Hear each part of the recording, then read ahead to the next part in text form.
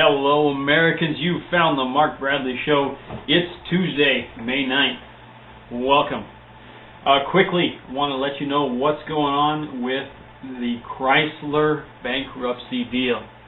The Supreme Court on Monday granted an emergency appeal, which asked it to halt the impending government-backed sale of Chrysler to the Italian automaker Fiat. That particular appeal was brought by several Indiana pension funds.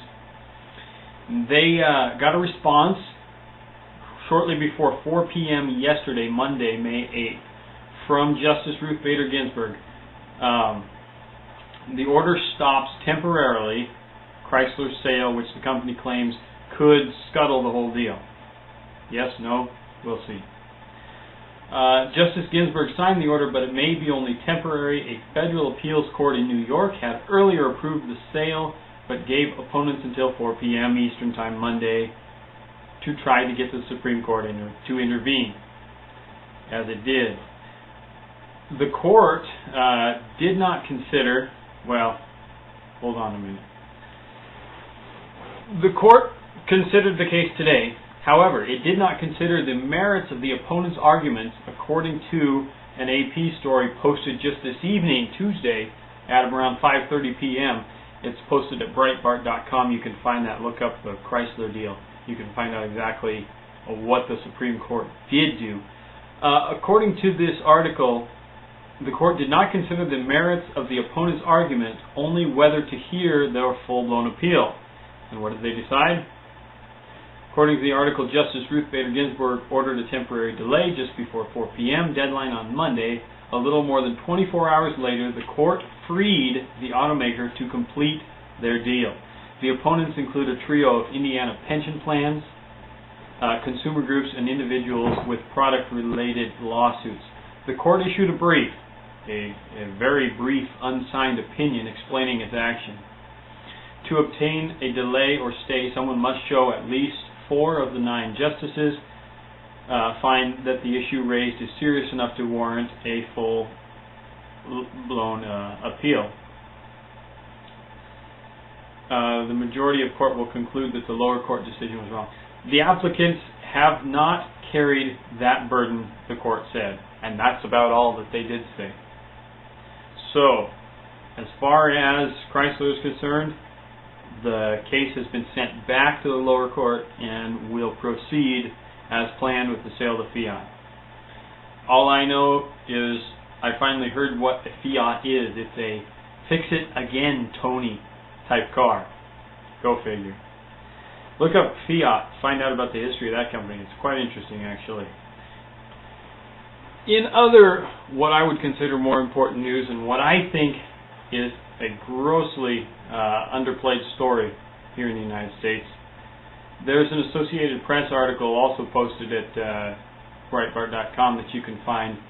Kelly P. Kissel of the Associated Press wrote about a Muslim convert charged with fatally shooting an American soldier at a military recruiting center that was down in Arkansas. According to the article, the defendant pled innocent. He pled not guilty to the murder of one soldier and the wounding of another. Here's what he said. He doesn't consider the killing a murder because U.S. military action in the Middle East made the killing justified. I do not feel I am guilty, Abdul Hakim Muhammad said.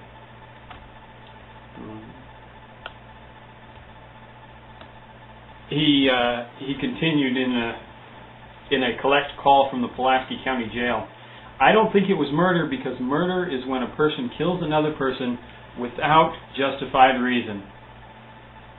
Well, Private William Long, age 23 of Conway, had just completed basic training and was volunteering at the Little Rock recruiting office before an assignment in South Korea. Listen, Private William Andrew Long is dead because this Muslim convert, for no reason, shot him.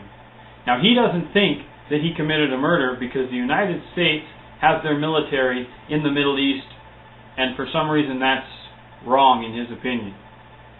He shot this gentleman who has never been to the Middle East, who was not even scheduled to go to the Middle East, who has never even probably had any trips or contact with the Middle East. You tell me now, Mr. Abdul Hakim Muhammad, why that killing was justified.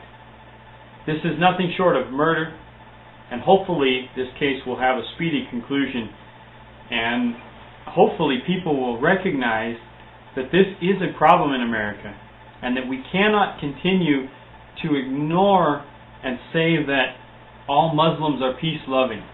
You know, there's been a lot of talk about the murder of a partial birth abortion provider, and some have suggested that this is a serious problem in the right-wing pro-life movement. Violence. They claim that violence is the problem in the right-wing pro-life movement. Can you show us some other examples, please, of where pro-lifers have en masse supported violence against abortion providers? You can't find it. It's not there. Can you find where Muslims en masse have supported violence against Christians, Jews, the United States? Yes, you can. This is a serious issue, and folks, if you want to cover your head and pretend that it's not a problem and that it doesn't affect you, you need to at least be aware of what's going on. And I would plead with you, don't ignore it. Find out for yourself. Don't take my word for it. You can go find the stories online. You can read your newspaper. Go ahead and read some of the translated passages from the Quran, the Muslim holy book. See what they say about how they say to treat infidels. Talk about how they treat women. I wish that I had some better news to go to after that. Unfortunately, the Idaho Fish and Game has not posted an update to the salmon fishing season yet, so as of now it remains open under the current rules. And the weather is great, the water is great. I would highly recommend getting out and enjoying God's beautiful creation. Thank you. Have a good night. God bless America.